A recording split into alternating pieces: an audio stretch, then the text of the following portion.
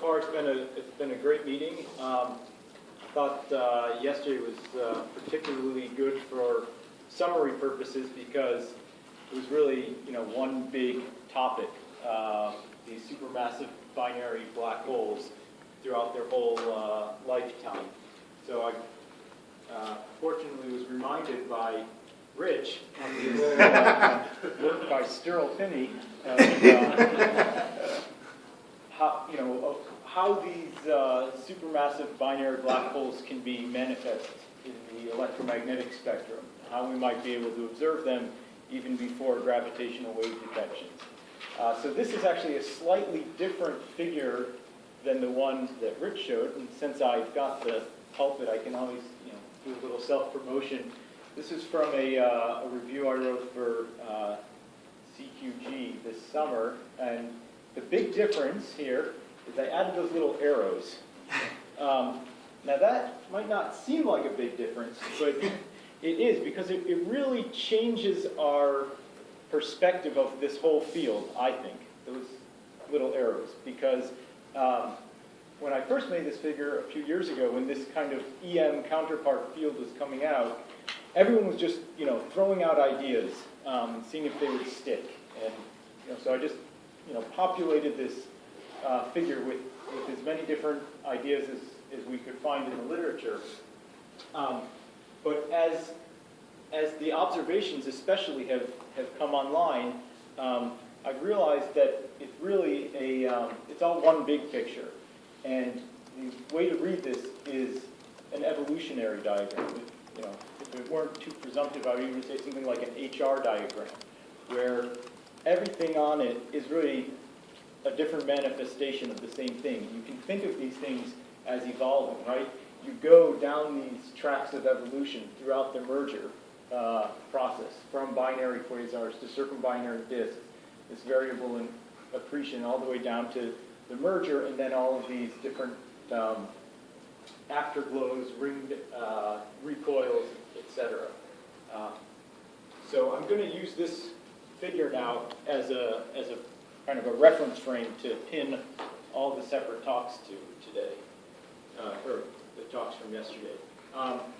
Another picture I wanted to introduce, something that I've been thinking about a lot lately, and kind of an idea in progress. So we'll see if this works for today's discussion. This idea of the Drake equation for supermassive black holes, right? So we've got the. Is there a pointer? Yes. Oh, tomorrow. We started now. Right. So this is obviously what we're observing. The number of observed objects, whatever your object may be, galaxy mergers, black hole mergers, AGN pair, recoils. So this is the rate at which they are formed. This is the amount of time they spent in a given phase. And this F, as any good theorist, can just lump everything else into F, right? So this is going to be the fraction. So let's take recoiling black holes, for example. So this F would include, what fraction actually get a big kick. And of those that get a big kick, what will then accrete gas and be observable as offset AGN, for example.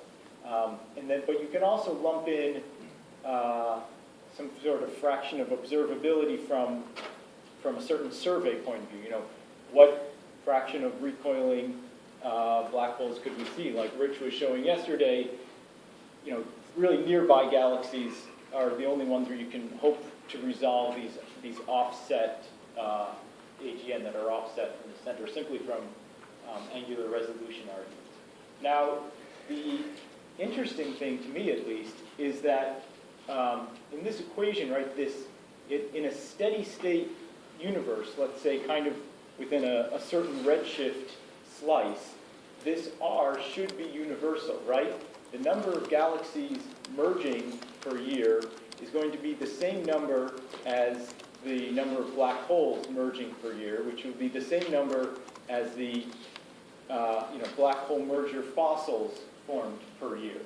So if we write a bunch of these Drake equations, right? Number of galaxy pairs is the rate at which galaxies come together so that they look like pairs, times the time that they look like pairs, times all these fudge factors. Sorry, Jeremy? Yeah. What about situations where you have two galaxies to come together, the black holes do not come together, a later merger throws out some of the black holes? Can't you have a case where, in fact, the black hole merger rate is not the same as the galaxy merger rate?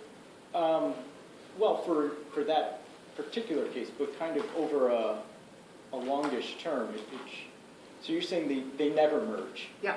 Okay, well, we'll put that into F. Well, but it doesn't even have to be measured. Never. So let's say typically you need 2 or 3 galaxy mergers before you'll have a black hole merger. Can't the rates be different? Yes.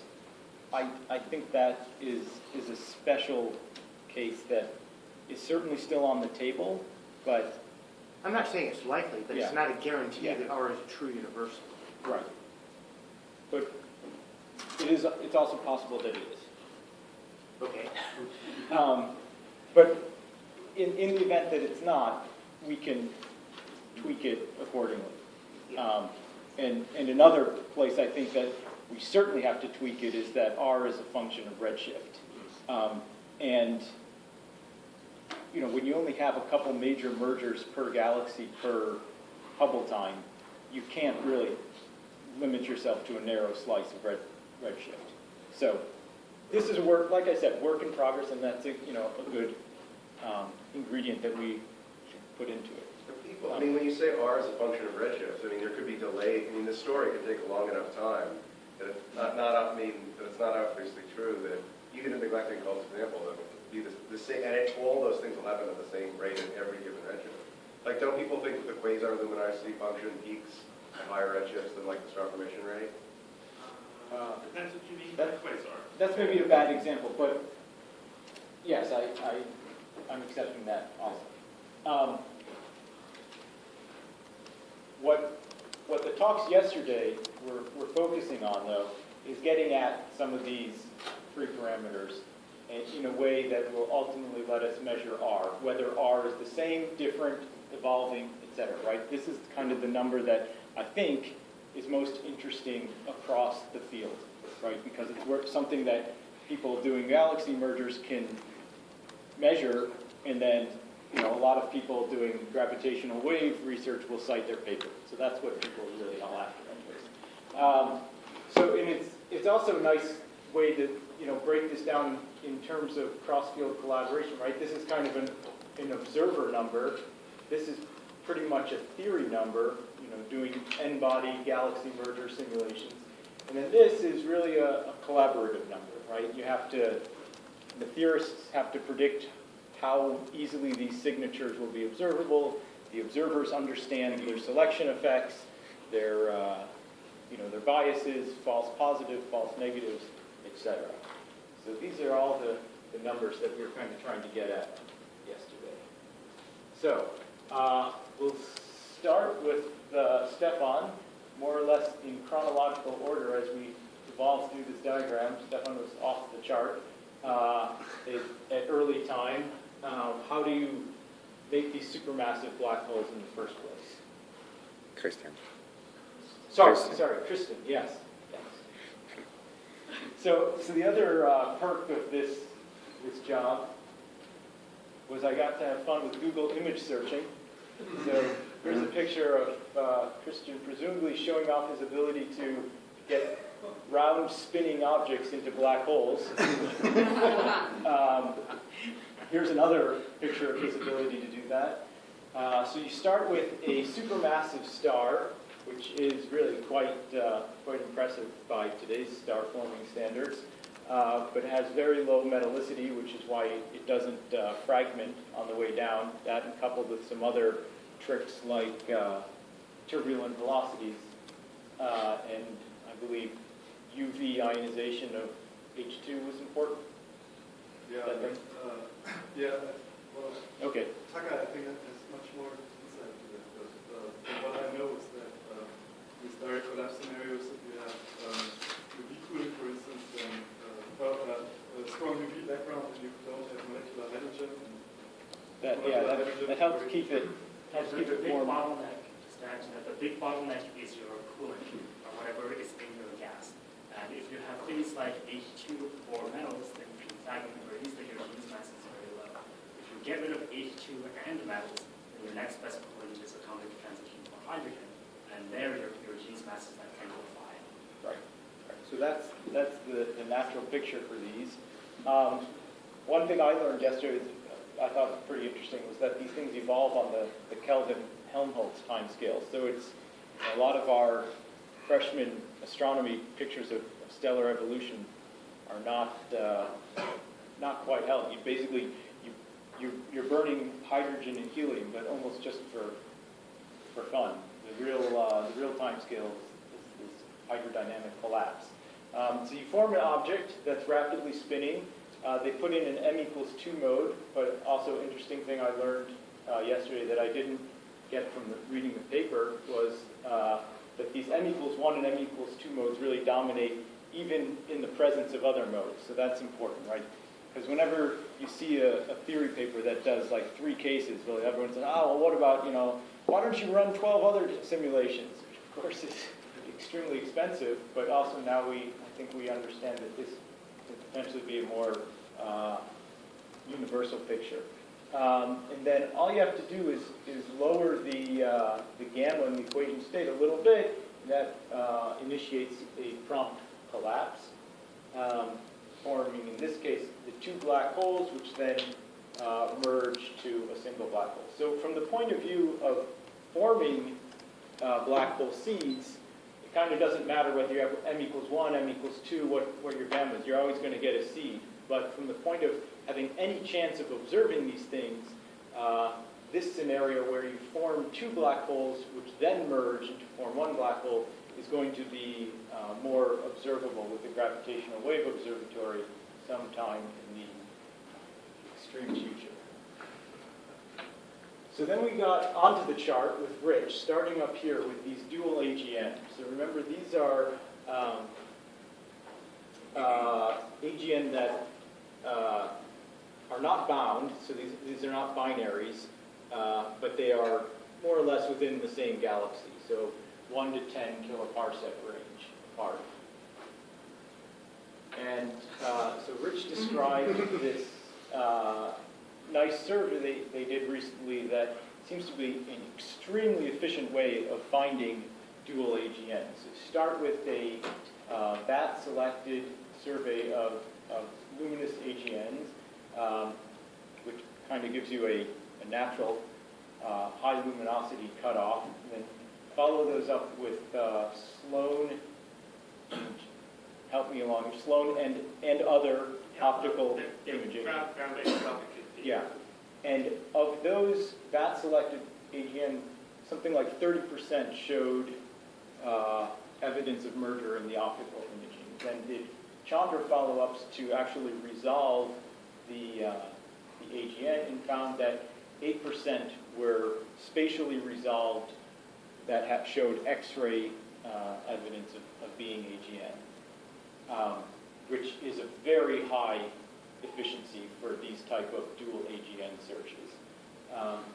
So this clearly is a very good way of finding them. Now, getting back to our Drake equation, the question is, what do we use for F? So Rich showed us a few other interesting relations between F and these other properties. So again, I want to make sure I get this right because it seems like pretty incredible. But all close major merger non-elliptical galaxies are dual AGN. Now, in my notes, the close said less than 30 kiloparsecs. So this is the distance between the 2 galaxies. 7%. Okay. So basically, when you see a major merger, so this here is kind of redundant then. Well, no, because major merger means both galaxies are massive. If you have a dwarf falling into a massive galaxy, Right, but once I say major merger, then it's like saying that it's close, right? You could have a close minor merger. I said, once I say major merger, That's like saying it's close, right? Yes. You can't have a widely separated, unless you, I mean, you can see two Andromeda and the Milky Way are, It's the Hey, term why- major merger that needs to be revised, I think. I guess, Close. yeah, I guess. Because they haven't merged yet, right? They're about to merge. Yes, exactly. We don't, it's much more difficult to classify post-merger galaxies that had been mergers a year ago. So this even counts pairs, galaxy pairs within 30 kiloparsecs, Yeah. and this which is- are really about to Yeah. fly. Okay, so this is pretty incredible. This really seems to be very strong evidence for this idea that's been out there for years now, that mergers cause AGN activity. Are Milky Way and Andromeda a close major merger? Right, so that's what I just said. They're a far major merger. How about with Chris? Right, so that's not, now I've convinced myself that you need both of those qualifiers. Yeah, Tom? So how does this relate to things like AGN lifetimes? Presumably these galaxies spend a long time at these separations. So how does this compare to? Yeah, so this could really help us put some constraints on that T parameter, right? You typically, I typically think AGN lifetimes 10 to the 7 years, right? Yes. So this is. But a merger is 10 to the 8 years. Well, we do tend to be, but there's So- an important criteria. They have to be selected as an AGN. Okay, so this. In other words, these are AGN. These are AGN selected Yes. mergers. So Okay. in that But italics, that right? only gives you a factor of one of the AGN, right? Because the other one still is. Right, which would not have been selected. Hold on. This gets me thinking. If there's never a single agent, what you're saying is there's never a single agent, there's pairs of agents, right? Okay, so the way we do this is we find the angular resolution of that is 4. Like 12 No, arcs. no, Yes, they're AGN selected galaxies. The question I'm wondering about is, you didn't include non-active galaxies. Right. Right. Okay, so as stated, it's a little misleading. Yes, I'm going to put, so that requires one more qualifier, but I still think it's remarkable, even with that extra qualifier. So just to triple check, I should probably read all. If you have an AGN in a massive non-elliptical galaxy and has a nearby massive non-elliptical galaxy, that other guy is also going to be AGN. Yes. Yeah, but it still is still telling you that AGN lifetimes where it's Yes. merger-driven AGN have longer lifetimes than this episodic accretion-driven AGN. We estimated roughly half a gig a year. But these times have been 6 cases, right? Yes, Enough the for 6 or 4. I mean, Six is amazing. How many sources do we have of basically anything I've ever predicted? I just want a quick clarifying question. Are you sure that they're going to be mergers, or could they just be flybys? 30 kiloparsecs, you're not going to, 30, 50 feet? Sure. yeah. Uh, No, I mean, the answer, we cannot be sure that these Okay. will be fully, resolved mergers.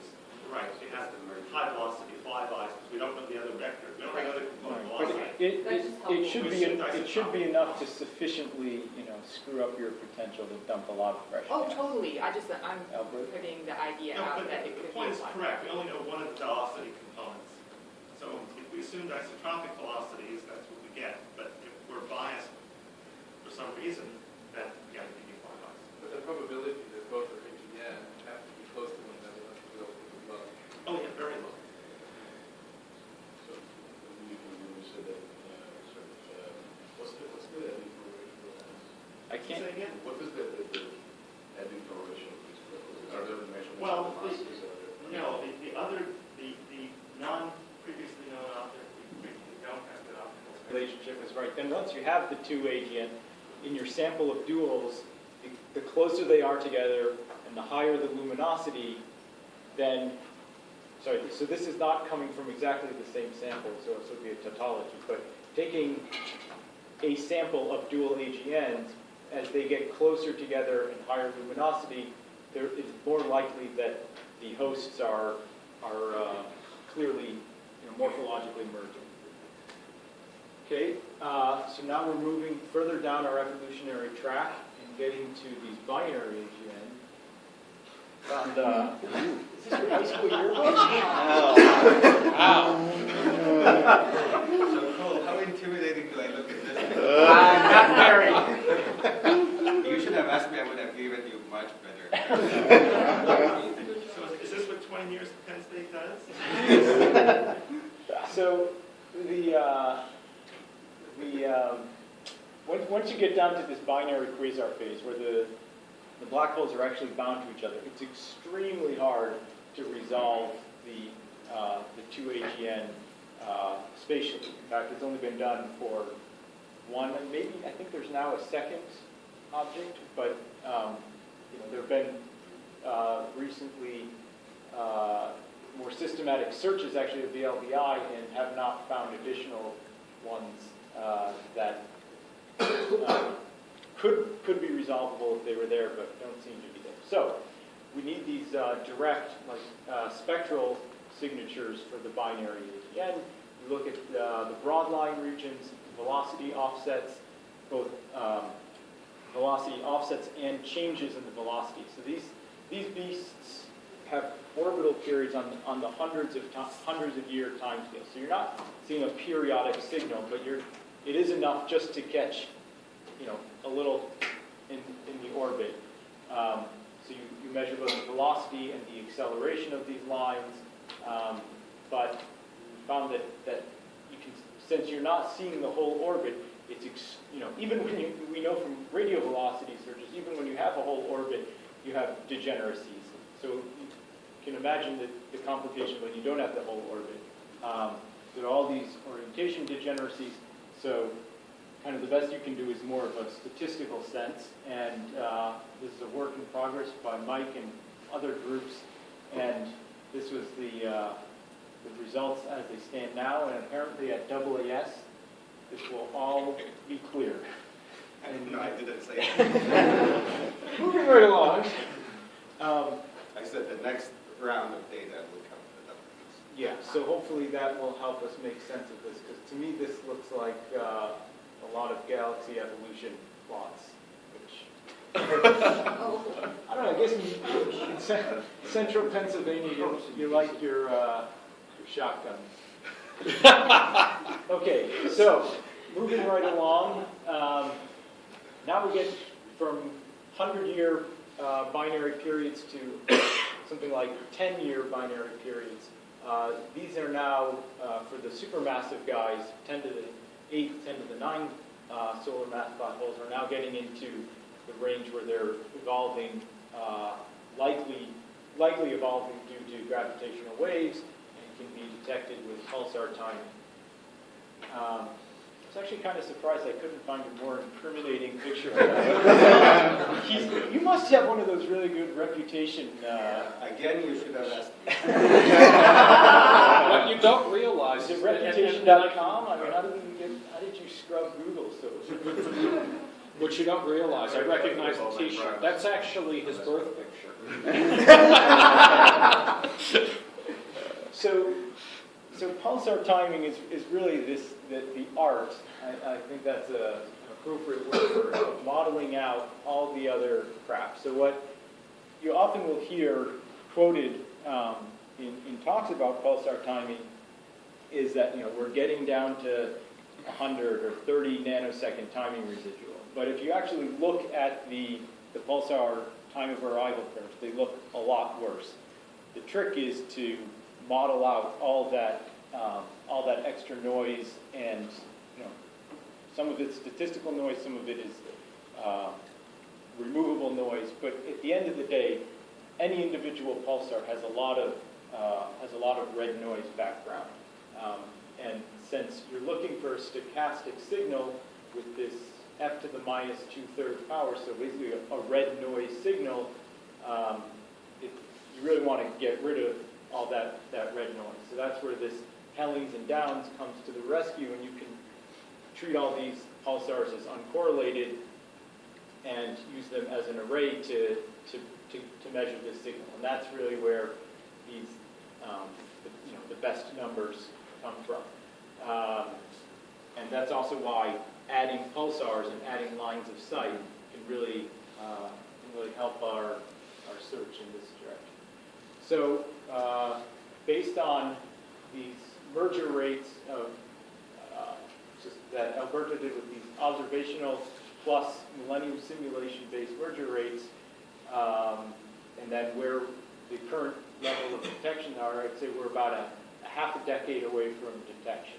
Now, this is kind of a double entendre here, right? You're about a half a decade away from detection.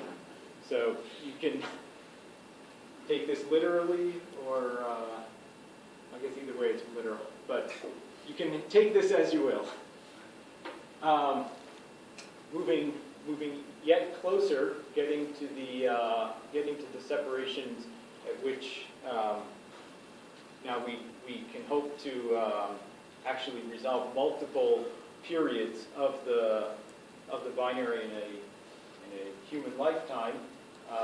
We're going to look for ways of seeing this in the EM spectrum, the variable accretion onto the two black holes. So Tanaka showed all these different, over decades of simulations in many different contexts. We see some very, very general features of the circumbinary disk. They all seem to have the central cavity plus two streams, either symmetric, even in the symmetric mass scenario, the streams themselves are not necessarily symmetric, and you can get these m=1 mode in the surrounding disk. And certainly, when you go to the limit of asymmetric mass ratios, you can generally dump more matter onto the smaller guy. So Tanaka gave a good argument for why the streams of gas, once they hit the black holes, are not likely to form a nice thin Shapiro-Sunyaev disk, because they're coming in with some serious kinetic energy. They should get shock heated and form these thick mini disks around each black hole. The thick disks have small inflow times, so you can basically use the disk as a proxy for, the accretion in the disk is going to be a proxy from accretion from the outer disk onto the inner disk. So from that point of view, so in your talking, you kind of have these two different quoted scalings, right? Where at some point you were talking about the 10 to the 6th, and I think you kind of jumped over to the 10 to the 9. But if I'm right that you can basically just scale this up, then when you get to the 10 to the 9 solar mass black holes, kind of back to the pulsar timing sources, these streams are coming in, once every 10 years, and they're dumping the amount, something like 20 solar masses per year. So that's like a tidal disruption event on a periodic time scale. I think it's fair to say, kind of back of the envelope, across the supermassive mass scale, you can get either exceeding a solar mass or a substantial fraction of the solar mass. Yeah. So the mass accreted, you don't know how much of that mass is going to get accreted, but in principle, it would be something. You've got it in play. Similar to it. Right. So this is actually, I'm sure if I think about it more, I can poke more holes in it. But this by far is the more convincing description of OJ287 than some of the other arguments. Especially the build-up and the 2 peaks, I thought were kind of a nice feature. Yeah, and this more quasi-periodic picture, I think, is more convincing. So Brian also showed this. Brian, you need to work on your Google presence. I wasn't able to find a good picture of you, so I put these two guys up here. Andy McFadden and Zoltan, who was here earlier this week, and were also involved in this work. So Tanaka said, this is a complicated, messy problem. I'm going to go at it from a semi-analytic point of view. Brian says, this is a complicated, messy problem, so I'm just going to do it. With this really, I think, sophisticated gridding system where you break up the computational grid into a bunch of annuli with varying resolution, helps you resolve both the black holes and also the Keplerian flow, which is very important. Now, I think you might want to check this. I think there was a typo in your talk, or maybe it's a typo in my brain, but I think in your talk you said that you reach a quasi-equilibrium if T viscous is much longer than T gravitational wave. And I think we want this condition. Everybody agree? That's right. Okay. Right, that basically at this stage, at least in the problem, the binary is not evolving rapidly due to gravitational waves, so you can kind of build up this steady state circumbinary disk with the streams. Again, most of the gas accretes onto the secondary. This is a range of different mass ratios.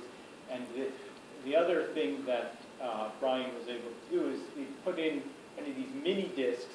Unlike Taka's mini disks, they put in thin mini disks, so had to put in kind of a by-hand prescription for how those mini disks evolved. And because they're thinner, they have a longer inflow time, so they can actually serve as this kind of damping to the variability. So the longer lived your mini disks are, they act as a buffer, kind of a, I think, low-pass filter, but maybe it's a high-pass filter. You never touched a filter. Kelly talked about the final parsec problem that is no longer with us. Briefly from Begelman, Blanford, and Reis, you merge, you fly right in from dynamical friction, three-body scattering, and the big problem is whether you run out of scatterers. So if you don't run out of scatterers, you can jump over to here and then go down the gravitational wave branch. If not, you stall up here. So this is a nice picture because it fits on my figure if you tilt it sideways. So again, all you have to do is add an arrow and it's suddenly fundamental, right? So you picture these guys starting from the galaxy core. So this is kind of after dynamical friction has gotten you into the galactic center, and then you either stall out or you refill the loss cone in some combination with gas, you hit gravitational wave evolution, and you go right down back to merger. So Kelly gave a bunch of options on how you can do this. For some reason, gas was the real top. I know you said don't worry about the rank, but you definitely said that gas was the top option, but then proceeded to show that any sort of triaxiality or asymmetry can do it. So we know that I think we know that all galaxies have some level of triaxiality, but maybe not all have gas. And some level of stars. What? And some level of stars. Yeah, most galaxies seem to have stars. Except for the ones in the Millennium Zone. But whoever uses those. When you, basically when you look at this, as you increase resolution, you just go longer and longer inflow time. So this is basically saying that you never merge, and this is saying that you robustly merge. So that's pretty exciting. Final parsec problem solved. And Brian had another bit at the end of his talk, which I think is very exciting. This kind of holy grail that we've are reaching in the numerical relativity GR-MHD world, where you can actually do full simulations of the merger plus gas plus magnetic fields, and you get big bombs. I mean, who amongst us theorists doesn't like blowing stuff up? So this is very good. This is very promising.